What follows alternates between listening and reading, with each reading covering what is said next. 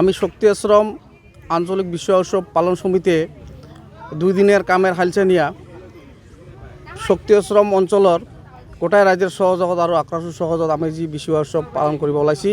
এই বিশ্ব উৎসবত খুব উলহ মালহরে পালন করা হব। ইতিমধ্যে আপনালোকে দেখিছে আমার বিভিন্ন ধরনের কার্যসূচি, আমার সাংস্কৃতিক পতাকা তোলা, বিশ্বকাপ পতাকা তোলা, আক্রাসু পতাকা তোলা, লগতে আমার যে বৃক্ষরোপণ কার্যসূচি সাফাই অভিযান আছিল খুব সুন্দরভাবে হয়ে গেল। এর পাছত আছে আমার খেলাধুলা সুন্দরভাবে চলি আছে। আৰু আইসাকালকে আছে আমার বঁটা বিতরণী সভা, লগতে আছে আমার সাংস্কৃতিক সন্ধ্যা। এই সাংস্কৃতিক সন্ধ্যার ইতিমধ্যে সকলে সবাই গমে পাইছে, বুঝা পাইছে যে আমার অসমৰ সুনামধন্য জনপ্ৰিয় গায়িকা জুবলি বৰুৱা বাইদেউ আসি আছে। গতিকে এই অঞ্চলের সমূহ রাইজক আমার আমার যে অনুষ্ঠান, এই অনুষ্ঠানটা যাতে সুকলমে পার হয় আর সকারে সহায় সহযোগিতা শান্তি শৃঙ্খলতা বজায় রাখি আমার যাতে এই উৎসবটা সুন্দরভাবে চলাই নিব পারি, তার কারণে মই শক্তি আশ্রম আঞ্চলিক বিশ্ব উৎসব পালন সমিতির হয়া সমূহ রাইজক মোর তরফের পৰা মই অনুরোধ জানাইলাম। তো মই প্রথমতে শক্তি আশ্রম আঞ্চলিক বিশ্ব উৎসব পালন সমিতির তরফে থাকিয়া সবাকে দেরি করিয়া হলেও বিশুয়া লগতে রঙালী বিহু আর নতুন বছরের শুভেচ্ছা আমি জ্ঞাপন করিলুম। তো আজি আমার শক্তি আশ্রম 22তম শক্তি আশ্রম আঞ্চলিক বিশ্ব উৎসব আজি আমার আরম্ভ হয়েছে আজির পৰা। তো প্রত্যেক বছরে আমারতে বিশ্ব উৎসব পালন হয়ে আহি আছে। তো এইবেলে আমার এবার 22তম আমার বিশ্ব উৎসব পালন হয়ে আছে এবার।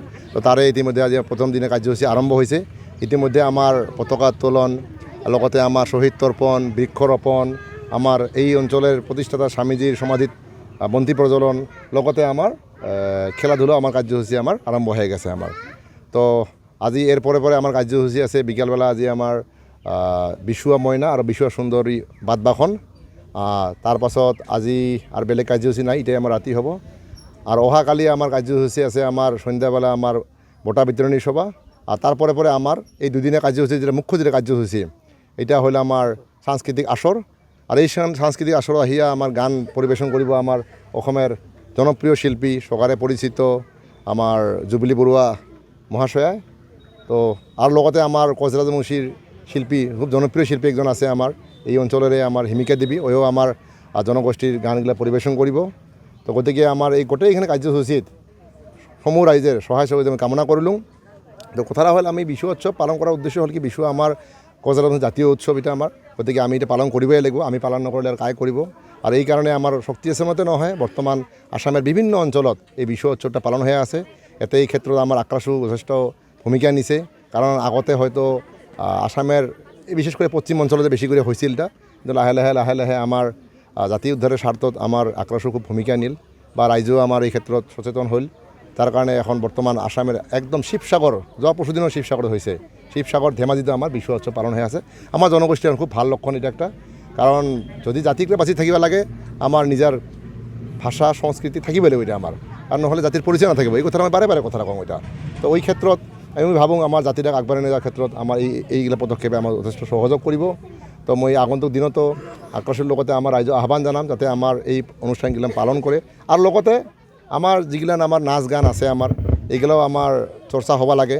তো এই ক্ষেত্রে অবশ্যই আমি দেখা পাই আছোঁ বর্তমান বিভিন্ন অঞ্চলত আমার কচরাজবংশী আমার নৃত্যর কর্মশালা অনুষ্ঠিত হয়ে আছে। আক্রাসের লগতে সন্মিলনী বা অন্যান্য রাইজের উদ্যোগতো আমার এই কর্মশালাগুলো হয়ে আছে, যাতে আমার বর্তমান নবপ্রজন্মই আমার যাতে এই বস্তুগুলো যাতে আমার জানিয়ে পায়, যাতে উমা বস্তু শিখিয়ে পায়, যাতে উমা বস্তু আগবাড়ি নিয়ে যাওয়া পারে। তো এই ক্ষেত্রে বহুত আগবাড়ি গেছে, খুব ভাল লক্ষণ এটা। তো গতিকে এই উদ্দেশ্যে আমিও এতে অনুষ্ঠান পাচ্ছোঁ। তো আমার এই ক্ষেত্রে অবশ্যই বহুত আমার বাধা বিঘিনি আছে, আমার বাধা বিঘিনি বেলেগ নহয়, রাজ্যের সহযোগিতা আছে। আমার এই অঞ্চলটা যেহেতু অলপ ভিতৰুৱা অঞ্চল, তো আমাৰ আৰ্থিক ক্ষেত্ৰত কিছু আমার অসুবিধা হয়, কিন্তু আমার এতের কর্মকর্তাগিলা খুব কষ্ট করি আছে, রাইজে খুব সহযোগ করছে, খুব ভাল সহারি। তো ওই ক্ষেত্রে ওই জন্য আমি নিশ্চয় অনুষ্ঠানটা ভাল করে সফল করে পারিম বলে খুব আশাবাদী। আর আমি আরেকবার কম মই যে আমার আজির পরে আরম্ভ করি কালির যত কার্যসূচী আছে, বিশেষ করে কালিকার যেটা আমার রাতের যেটা আমার মুখ্য কার্যসূচী, আমার জুবলি বৰুৱাৰ আমার আরও হিমিকা দেবীর আমার যেটা সাংস্কৃতিক অনুষ্ঠান হব, এতে যথেষ্ট আমার ভিড় হওয়া বলে আমি এটা আশা করি আছো আমি। গতিকে তাতে খুব সুশৃঙ্খলিতভাবে আমার রাইজে যাতে অনুষ্ঠানটা উপভোগ করে মই পুনর্বার মই কমিটির তরফ থেকে আহ্বান জানাইলুম। আর লগতে আমার গোটাই জনগোষ্ঠীক আমার বিশ্ব কমিটির তরফের থেকে লগতে একজন রাইজ হিসেবে মই আহ্বান জানাং যাতে আমার এই আমার সংস্কৃতি যাতে সবাই মানে ধরিয়া রাখে। লগতে আর একটা কথা কবা চাং, কালি যে আমার অনুষ্ঠান আছে মেইন সাংস্কৃতিক অনুষ্ঠান, তাতে আমার আইমাও গিলান নিজের জাতীয় পোশাক পরিধান করে আসলে খুব ভাল লাগিব, কারণ এটা আমার জাতীয় উৎসব এটা হয় আমার হাতে। আরও এইটাও একটা খুব ভূমিকা পালন করে আমার সাজপার গিলান। সাজপারও একটা আমার জনগোষ্ঠীর একটা পরিচয় দেয়, একটা সাজপার। আমি সাজপারের জড়িয়ে আমি জনগোষ্ঠী আমি আইডেন্টিফাই করে পারবো যে কী জনগোষ্ঠী হয়, এটা কোচ রাজবংশী হয়, বড়ো হয়, রাভা হয়, মিসিং হয়। আর প্রত্যেক জনগোষ্ঠীর যেগুলো আমার ভূমিপুত্র আছে, আমার খিলঞ্জি জনগোষ্ঠী, আমার নিজে নিজে আমার সাজপার আছে আমার।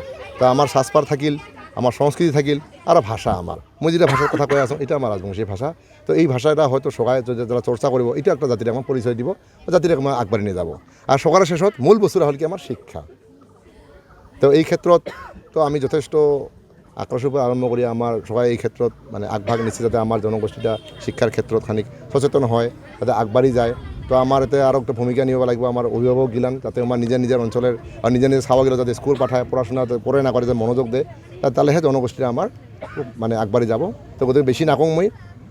তা আমার সাংবাদিক বন্ধুগুলোকে আহ্বান থাকিল যাতে আমার কার্যসূচীখিনি কালিও যাতে আহিয়া সহযোগ করে, যাতে আমার প্রচার কৰাত আমার সহযোগ করে, আপনারও আহ্বান থাকিল।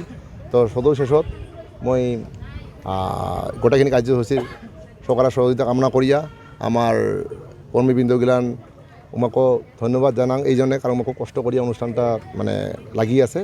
তো সবাইকে ধন্যবাদ দিয়া মোর কথাখিনি শেষ করলাম। ধন্যবাদ। যিকোনো খবৰৰ বাবে যোগাযোগ কৰক 7099017330 লগতে 7099017110 নম্বৰত।